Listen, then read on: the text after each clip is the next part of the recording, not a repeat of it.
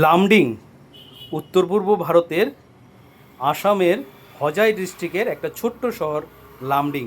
তো তারই উদ্দেশ্যে আজকে আমরা আগরতলা থেকে কাঞ্চনজঙ্ঘা এক্সপ্রেসে যাত্রা করলাম লামডিংয়ের উদ্দেশ্যে।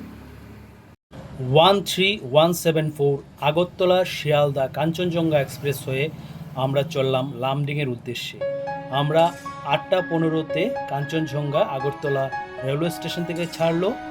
6:20-তে সন্ধ্যা 6:20-তে লামডিং স্টেশনে আমরা পৌঁছে যাব। আর টোটাল দূরত্ব 390 কিলোমিটার আগরতলা থেকে লামডিং।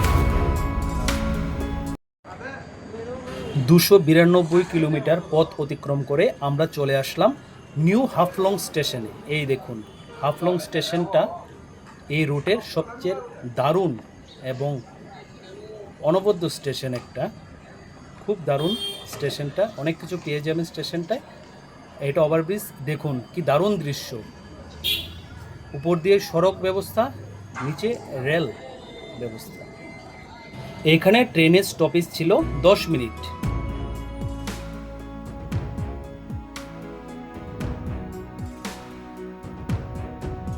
দেখুন কি প্রকৃতির কি মনোরম দৃশ্য, কত বড় বড় পাহাড়, খুব দারুণ খুব দারুণ। আমরা এনজয় করতে করতে আপনারা চলে যেতে পারবেন লামডিং বা গুয়াহাটিতে এই কাঞ্চনজঙ্ঘা এক্সপ্রেস দিয়ে। দেখুন এই দৃশ্য যেন কোথায় চলে আসলাম দাঁড়িয়ে। আর ত্রিপুরার গণ্ডি পেরিয়ে আসাম রাজ্যে ঢোকার সাথে সাথে আমরা দেখতে পেলাম বিশাল বিশাল চা বাগান, যেটা আসামের ফেমাস চা বাগান। আমাদের ত্রিপুরায়ও অনেক ফেমাস অনেক চা বাগান আছে। তো আমরা এটা এনজয় করতে করতে আমরা ট্রেনে ছুটলাম লামডিংয়ের উদ্দেশ্যে।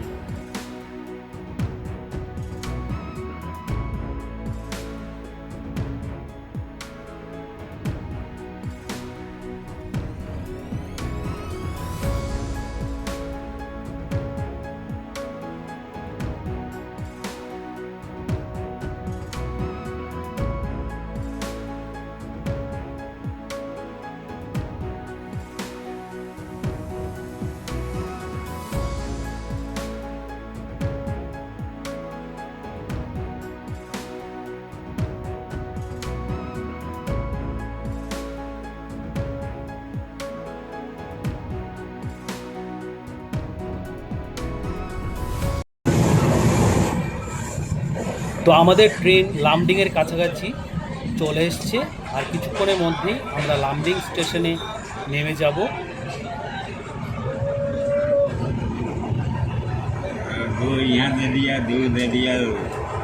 তো বন্ধুরা ফাইনালি চলে আসলাম লামডিং স্টেশনে।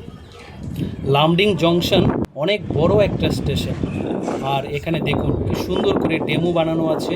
এই দেখুন বন্দে ভারত এক্সপ্রেস, এগুলো ডেমো বানিয়ে রেখেছে রেল দপ্তর স্টেশনের একদম সামনেই। খুব ভালো লাগলো দেখে, খুব কিউট লাগছিলো। আর আমাদের যে আগের যে ট্রেনগুলো আছে ওইগুলো ছিল।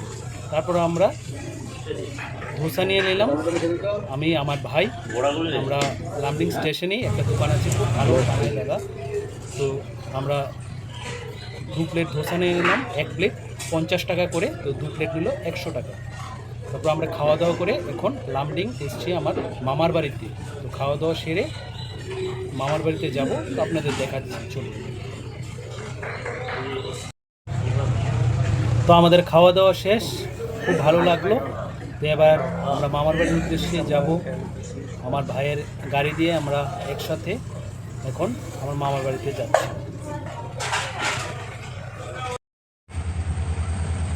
আর লামডিং মোটামুটি সবটাই ইন্ডিয়ান রেলের জায়গা। তো এখানে প্রচুর রেল আসে এবং রেল যাতায়াত করে। আমরা যেটা দেখছি এটা হলো বিহার থেকে এসছে, এখন লামডিং স্টেশনে ঢুকছে।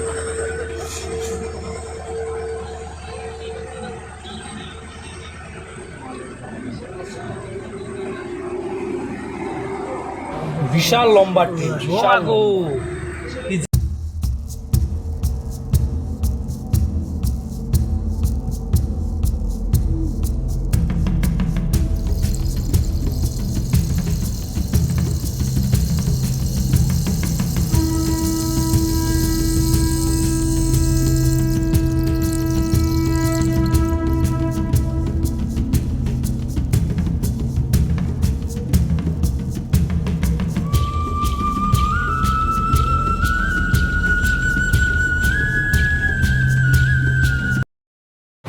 চলে আসলাম মামার বাড়িতে। আর মামার বাড়ির ছাদ থেকে লামডিং শহরের ভিউটা খুব দারুণ লাগছিল। লামডিং শহরটা 3 দিকে পাহাড়ে মোড়ানো, আর ছাদ থেকে সে পাহাড়গুলা দেখা যাচ্ছে। দেখুন কি সুন্দর ভিউ দেখা যাচ্ছে পাহাড়ের। এই যেন লামডিং না, দার্জিলিং বা পার্বত্য কোনো এলাকায় বা কোনো রাজ্যে চলে এসেছি, মনের মধ্যে সেটাই অনুভূতি হচ্ছিল।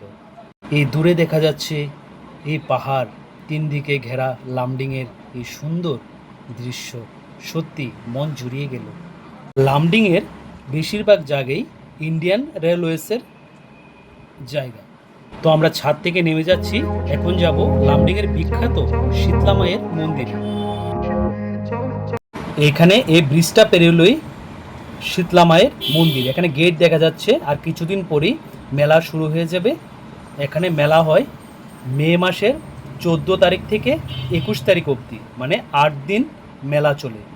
গুয়াহাটি এবং লামডিংয়ের আশেপাশ অনেক, এবং ত্রিপুরা থেকেও এবং কলকাতা থেকেও অনেকে এই শীতলা মন্দিরে মেলাতে আসে। এটা খুব জাগ্রত মায়ের মন্দির। আর কথিত আছে শীতলা মায়ের 7 বোন, আর এই 7 বোনের মানে 7টা মন্দিরই এই লামডিংয়ে অবস্থিত আছে বিভিন্ন জায়গায়। আর এই 7টি মন্দিরেই বিভিন্ন সময় এবং বিভিন্ন মাসে মেলা হয়ে থাকে। বছরের প্রায় বেশিরভাগ সময়ই যে কোনো একটা শীতলা বাড়িতে মেলা হয়ে থাকে।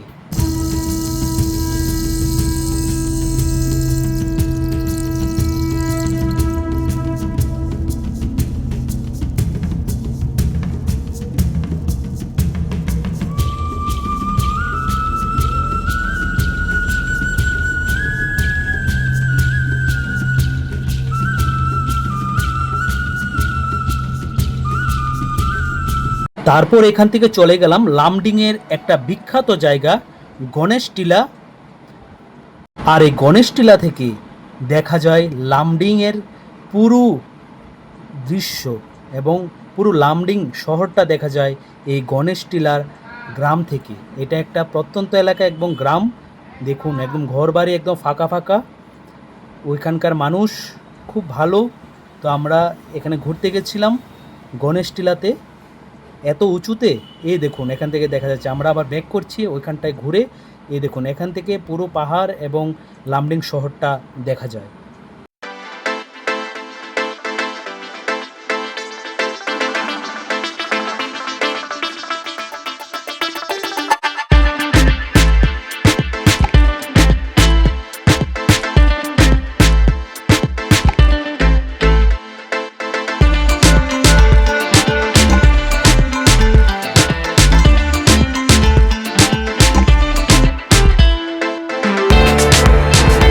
তারপর গণেশটিলা থেকে নেমে আপনাদের দেখাবো লামডিং শহর অঞ্চলের কিছু জায়গা।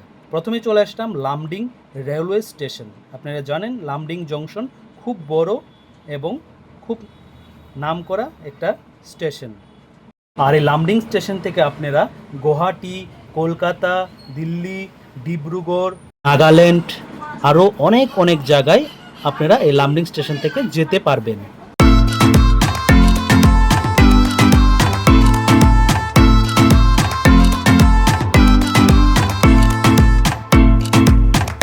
লামডিং স্টেশনের পাশেই একটা স্টেডিয়াম আছে, আর সেটাতে তখন বিহু উৎসবের জন্য প্রস্তুতি চলছিল।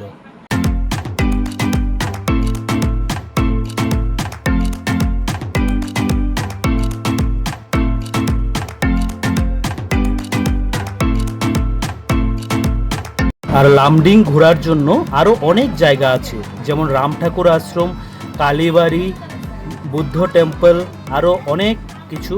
আপনারা গেলে অবশ্যই সব কিছু ঘুরে আসতে পারবেন। আমি সবগুলা কভার করতে পারিনি এই ভিডিওতে।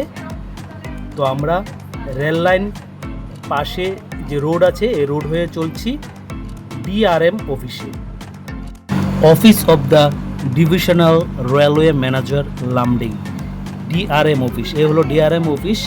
নর্থ ইস্টের প্রায় সব স্টেটের কাজই এই অফিস থেকে কন্ট্রোল করা হয়। তো দেখা হচ্ছে নেক্সট ভিডিওতে।